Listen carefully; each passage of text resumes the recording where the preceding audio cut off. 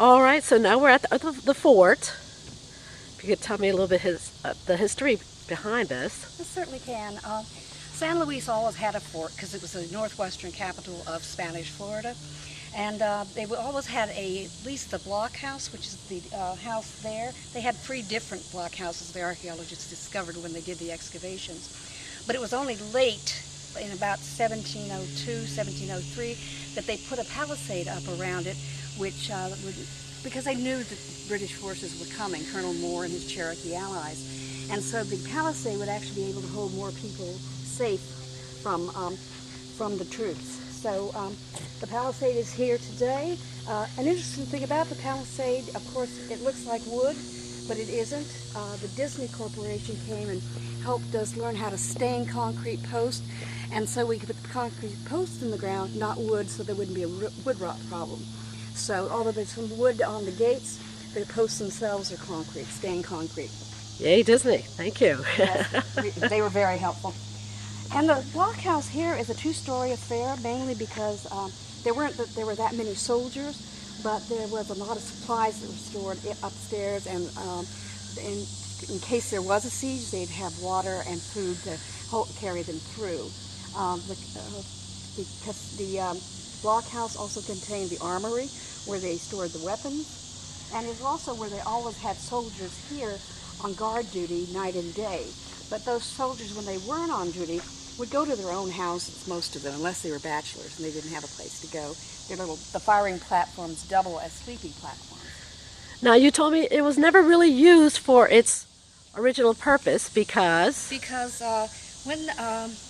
when Colonel Morris started coming down into Florida and raiding all the missions, there were approximately 100 missions between St. Augustine and here. They had failed to basically capture St. Augustine, so their next strategy was to just basically raid and burn each mission and the adjacent Indian village. And they did that, and it was a pretty brutal and bloody battle at each of those small missions. And the people here at San Luis knew that they were probably going to be the next. So a few days in advance of Colonel Moore's forces, they burned the village down, including the blockhouse. And basically, some of them left and went to St. Augustine. Some of them went down to the coast and went to St. Mark's and sailed to St. Augustine.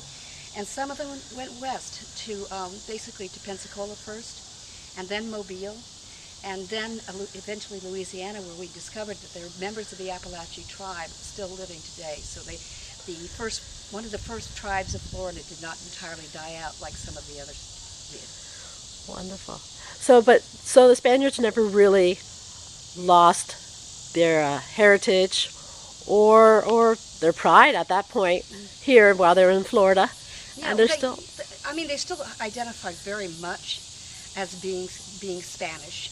And there was a caste structure that if you're born in Spain, you're a little higher caste than somebody born even in St. Augustine, even though there were wealthy, high caste families in St. Augustine.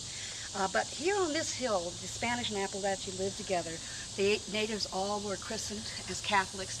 They all then, by doing that, became citizens of Spain, and they could also entreat the king if there was some bad behavior on behalf of one of the governors, and they did do that.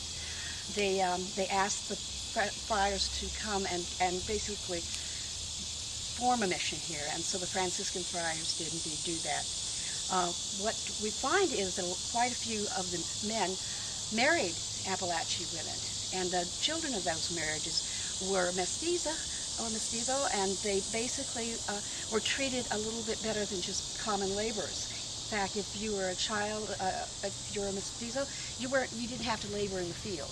There was other work you had to do. There was enough work for everybody, but there was that kind of status thing. And what the government of Spain had encouraged that to happen, because when people have families and the two peoples kind of merge together through the family ties, it really helps with settlement and the missionization process. And so you had two cultures both coming together, usually a woman being the wife and the Spanish man or soldier or whoever being the husband. But they would get married in the church, and then they would start having children. And then she would probably have some of her cooking style that was incorporated in the food, and he knew what he wanted. So you had this blending in a lot of ways, a melting pot indeed. So it was for the continuance of both cultures Mm-hmm. and both heritages. Excellent. Well, why don't we go inside? All right.